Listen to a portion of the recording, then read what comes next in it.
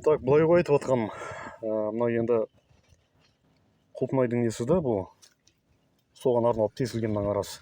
Сен осы екеуінің арасын 40 сантиметрден кем қылма. Түсіндің ғой, иә? 40 сантиметрден кем болмасын, екі капельныйдың арасы, екі краниктің арасы. Сөйтіп, жаңа дегенде топыраққа прямой ерген кезде, осы капельныйден 5 сантиметр былайырақ қой. 5 сантиметрді. Сөйтті, осында кішкене ғана тесік тесесің. Енді мына қатып қалған жер ғой енді менікі. Кішкене ғана тесесің да, 1,5-2 сантиметрдей. Сөйтесің да дәнді, тұқымды ішіне осыған тура осының ішіне тастайсың. Осығынан тұқым деп қара. Ішіне осылайынан жату керек. Былайынан тігінен тұрып қалмау керек жерге. Түсіндің ғой, иә? Тігінен былайынан тұрмау керек. Осылайынан тастайсың. Тереңдігі мынаның 1,5-2 сантиметрден артық терең теспе, шықпай қалады ертең. Сөйтесің да торып бар ғой жаңа қапшықтағы. Торып аласың да и бетіне сеуіп шығасың аны. И нығыздама, бет басып тастама. Әшейін бетін жапсаң ғана болды. Бит қатты вообще нығыздама. Түсіндің ғой, иә? И болды. Бірінші суарып аласың жаңа 1 сағаттай.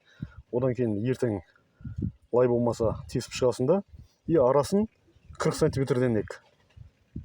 Мына көшетпен мына көшеттің арасы 40 сантиметр болсын. Одан кейін келесіде, жаңа айттым ғой, арасы 40 сантиметр болу керек мынаның арасы. И шахматный вариантта егілу керек. Мына екі тесіктің арасына, жағы екі тұқымның арасына ортасына егіледі. Ол да жағы мынадан 5 сантиметр былайырақ. Жалпы түсіндіре алдым ба айтып, иә? Түсінбесең сұрақ қайттан.